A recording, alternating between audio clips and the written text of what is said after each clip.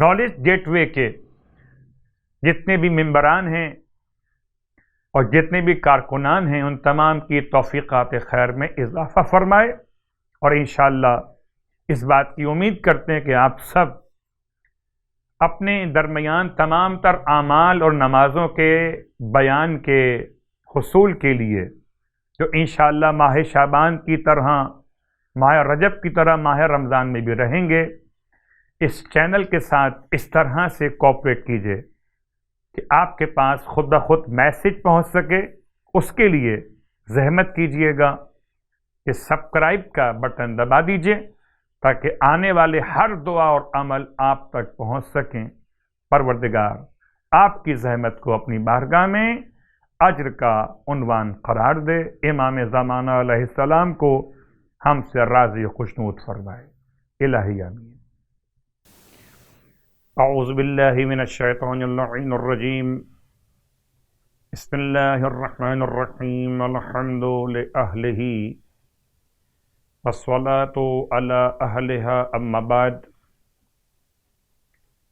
ماہ شعبان المعظم کے فضائل اور اعمال کے سلسلے میں آپ کی خدمت مقدس میں لفظ ماہ شعبان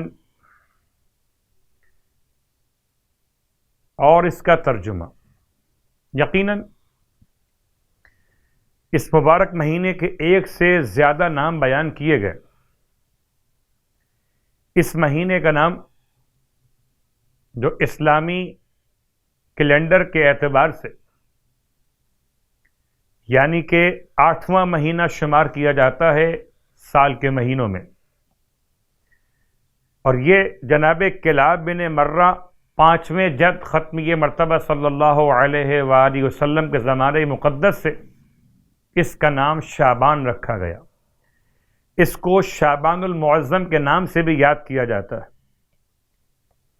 شعبان کی وجہ تسمیہ، شعبان کو شعبان کیوں کہتے ہیں، اس نام کا رکھے جانے کی وجہ بیان کرتے ہوئے بعض صاحبان علم یہ بیان کرتے ہیں کہ چونکہ عرب والے اس مہینے میں اپنے مویشیوں کے لیے چارہ اور گھاس پھوس تلاش کرتے تھے، ماہ رجب میں چونکہ بیٹھے رہتے تھے قتال سے رکے ہوئے، تو ماہ شعبان میں نکل کے تلاش کرتے تھے۔ اس اعتبار سے اس مہینے کا نام تلاش کی بنیاد پر رکھا گیا شعبان۔ ایک اور قول اس کے ساتھ ساتھ کہ پانی کی تلاش میں نکلتے تھے، تو تشعب یعنی کہ تفرق، پھیل جانا، تلاش کرنا، پانی کو تلاش کرنا، یا حیوانات اور مویشیوں کے لیے چارے اور ان کی غذا کو تلاش کرنا۔ اس اعتبار سے اس مہینے کے ناموں میں ایک نام اور وہ ہے عادل۔ زمانہ جاہلیت میں اس مہینے کو عادل کے نام سے یاد کیا گیا، اور اسی لفظ کو امام نے استعمال کیا اپنے خطبہ الاشباح کے اندر۔ الفاظ ہیں کذب العادلون بک اذ شبہوک باصنامہم۔ یہ ماہ شعبان کے ماننے والے یعنی کہ عادلون جھوٹ بول رہے ہیں پروردگار تیری ذات کے بارے میں، جب وہ تیری ذات کو بتوں کے ساتھ شباہت دے رہے۔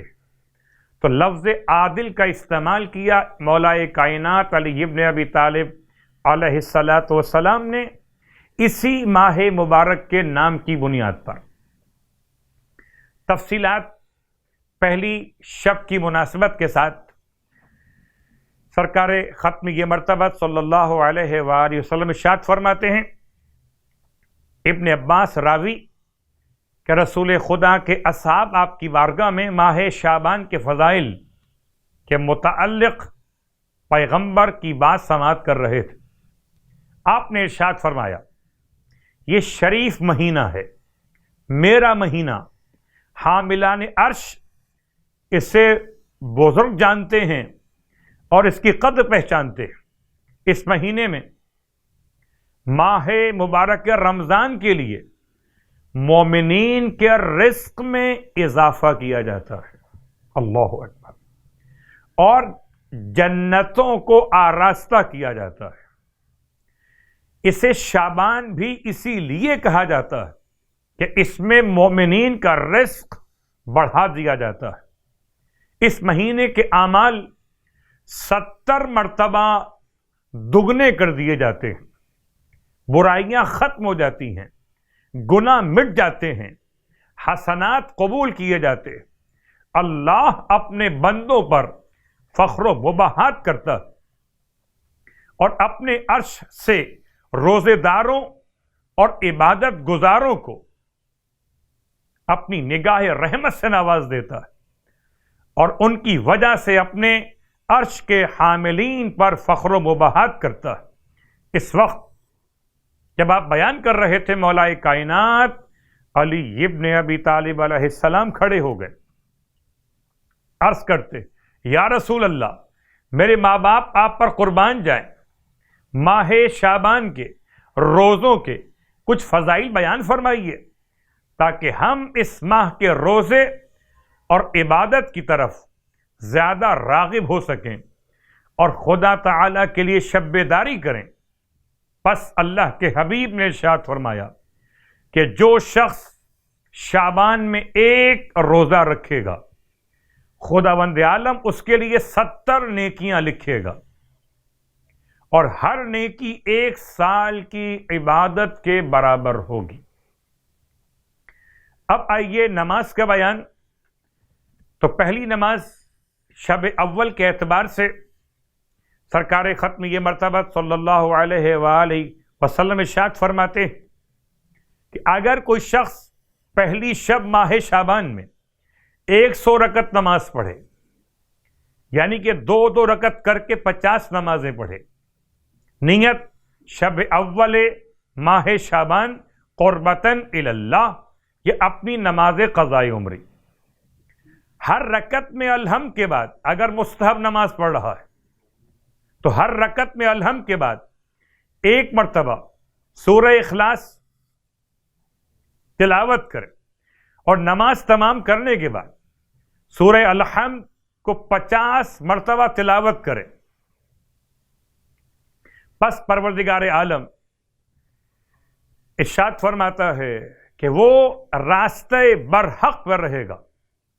اگر میرا بندہ یہ نماز پڑھ لے اور ساتھ میں روزہ بھی رکھے تو خداوند عالم فرماتا ہے کہ اسے اہل آسمان اور زمین اور شیاطین اور بادشاہان تمام کے شر سے محفوظ کر دے گا۔ اللہ کے حبیب کے فرمان کے اعتبار سے کہ اس کے 70,000 گناہان کبیرہ معاف کر دیے جائیں گے، عذاب قبر اس سے دور ہو جائے گا، اور منکر نکیر تمام تر فرشتگان پروردگار کہ جو ویسے تو خوف کی علامت رہتے، اس مومن کے لیے خوف کی علامت نہ بنیں گے۔ اس حالت میں قبر سے باہر آئے گا کہ اس کا چہرہ 14ویں رات کے چاند کی طرح چمک رہا ہوگا، پل صراط کو ایسے عبور کرے گا جیسے بجلی کوند جاتی ہے، اس کا نامہ اعمال اس کے دائیں ہاتھ میں دیا جائے گا۔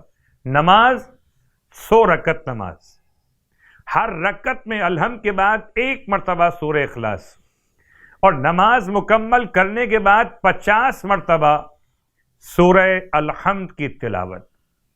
دوسری نماز شب اول کی، یہ نماز ہے 12 رکعت نماز، اللہ کے حبیب کی بارگاہ مقدس۔ ارشاد فرماتے کہ اگر کوئی شب اول ماہ شعبان 12 رکعت نماز پڑھ بجا لائے، یعنی کہ 6 نمازیں 2 رکعت کر کے، ہر رکعت میں الحمد کے بعد سورہ اخلاص کی تلاوت 15 مرتبہ، تو خداوند عالم اسے 12,000 شہیدوں کا ثواب عطا کرتا ہے، اور اس کے لیے 12,000 سال کی عبادت کا ثواب لکھا جاتا ہے۔ اس کے گناہ اس طرح سے معاف ہو جاتے کہ جیسے روز ولادت گناہوں سے پاک پیدا ہوا ہو، اور خداوند عالم اس کے لیے قرآن کی ہر ایک آیت کے مطابق بہشت میں محل عطا فرما دیتا ہے۔ شب اول جناب زینب کبریٰ کی آمد، اور اس میں کوئی شک نہیں کہ جناب زینب کبریٰ کی آمد باعث برکت، باعث رحمت۔ اگر بیٹی مصطفیٰ کے گھر ہو تو تفسیر کوثر بن جائے، اور اگر بیٹی مولائے کائنات کے گھر ہو تو علی کی زینت قرار پائے۔ پروردگار ہم سب کو ماہ شعبان کے اعمال، روزے اور نمازوں کے لیے توفیق عطا فرما۔